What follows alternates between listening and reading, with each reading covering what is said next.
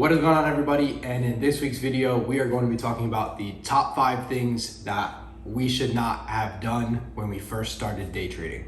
And before we get into that, we just encourage you guys to like, comment, and subscribe to the channel. It definitely helps us out in putting out more content, and let us know if you guys get value from it. We believe that the metric that we gauge value from is your guys' likes and sharing it amongst your audience as well. So if you guys get value, share it to people that you care about who are also in the trading space. The first point I wanted to talk about that I shouldn't have done as a trader in the beginning was going straight into a live account with real funds, with the money that I put in, the money that I earned. The reason I say that because there's power in demoing. That's not demoing and going straight to a live account. To me, it's like playing a basketball game and you're hoping to get better, but you never go to practice.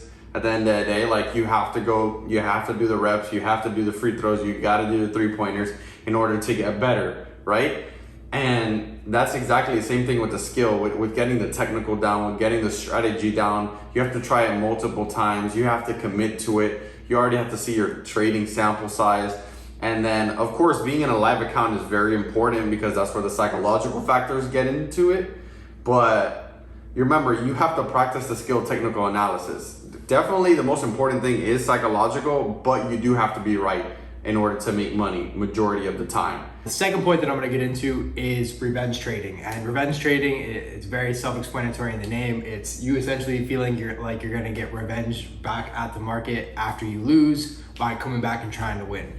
And a lot of people do this from a very emotional standpoint, either out of frustration, unhappiness, whatever the case is, not happy that they took a loss on a trade and want to double down and make it all back and then some. And this can experience a lot of big blowouts when it comes to big losing trades. We talk about all of the outcomes that should really happen in trading is, small loss, break even, small win, big win. And revenge trading definitely made me experience a lot of big losses, which are not some of the outcomes that we're looking for as traders. And point number 3 is too many indicators. At the beginning, I shouldn't have used as many indicators. Jared and me did the same exact thing. We use Ichimoku, Gorilla, Taco Sauce, everything, different type of indicator on it, just to try to get an edge at the end of the day. And remember, indicators are still a lagging theory. Like, it doesn't really show you true price action, because if you look at last video and how we explain what is smart money, that's really what we trade at the end of the day. We trade price action, and we basically forecast what's going to happen the day before by looking at price from the previous day or the previous week. It really helped me so much right after the fact of when I got rid of indicators, how much clearer the chart was to read the price action. Now if I see like a million indicators, like now it just gives me anxiety. Like having too many pairs gives me anxiety. I like to have like 3 or 4 pairs that just keep me calm and good, because I don't like to switch back and forth too much.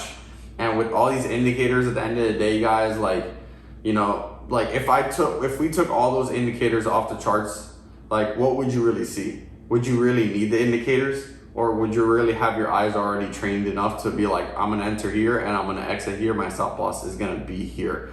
At the end of the day, I guess you could always have indicators. We're not downing indicators, but too many indicators where it overlaps from 4 to 7, it gets too much. And you're having to read too much when the move has probably already left. 100%. And the fourth thing that I'm going to get into is gambling, coming into it with a gambling mindset, and more so a psychological aspect of gambling called gambler's fallacy.